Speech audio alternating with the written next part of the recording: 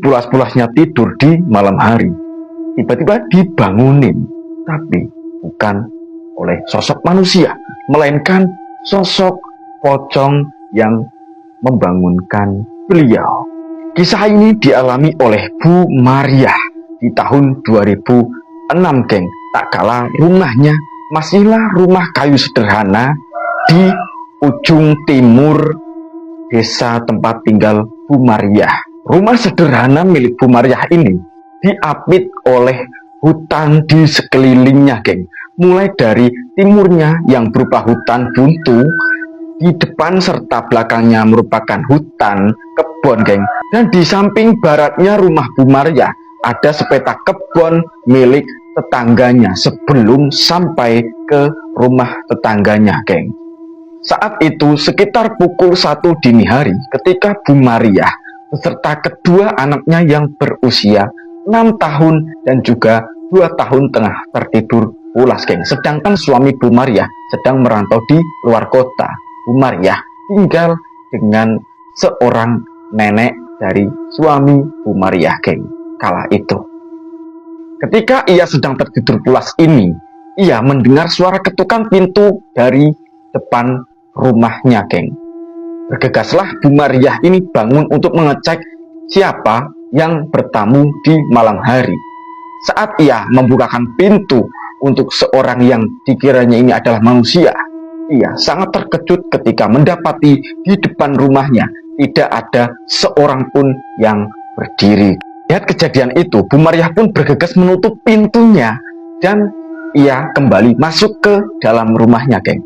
Tapi baru berjalan beberapa langkah, Bu Mariah dikagetkan kembali dengan suara gedoran pintu yang cukup kencang dari arah yang sama, geng. Ketika mendengar gedoran pintu itu, ia pun kembali membukakan pintu rumahnya itu. Tapi alangkah terkejutnya kembali, Bu Mariah melihat tidak ada lagi orang yang menggedor pintu rumahnya. Karena takut, Bu Mariah pun segera menutup pintunya kembali dan mencoba masuk ke dalam rumah, geng. Tetapi baru menutup pintu itu kembali digedor dengan sangat kencang, geng. Karena penasaran, Bu Mariah langsung membuka pintunya dan berdirilah sosok pocong dengan muka yang hancur, matanya mau keluar tuh, dan belatung berjatuhan dari muka yang hancur itu.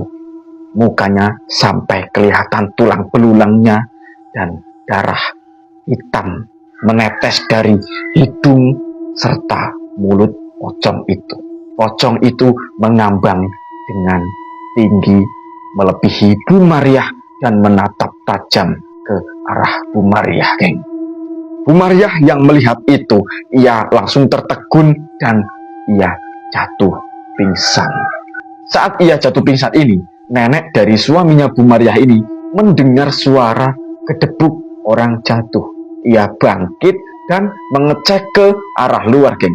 Terkejutlah si nenek dari Bu Mariah atau buyut dari anaknya Bu Mariah ini melihat Bu Mariah sudah terkapar di depan pintu, geng. Menurut kesaksian Bu Mariah ini, nenek dari suaminya ini bukanlah orang biasa. Beliau merupakan orang pintar yang menyimpan berbagai jimat, geng. Dituturkanlah oleh nenek dari suaminya Bu Mariah ini keesokan harinya ketika Bu Mariah sudah bangun dari pingsannya, bahwasanya pocong tersebut merupakan santet yang dikirim oleh musuh yang mengincar nyawa nenek suaminya Bu Mariah.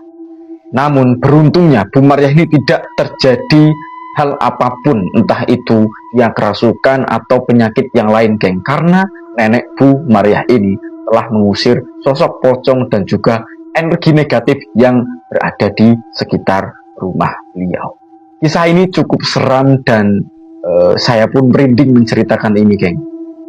Jadi pengalaman mistis apa yang kalian alami ketika tidur di malam hari, geng? Tulis di kolom komentar atau DM saya biar saya bawakan cerita seram kalian, geng.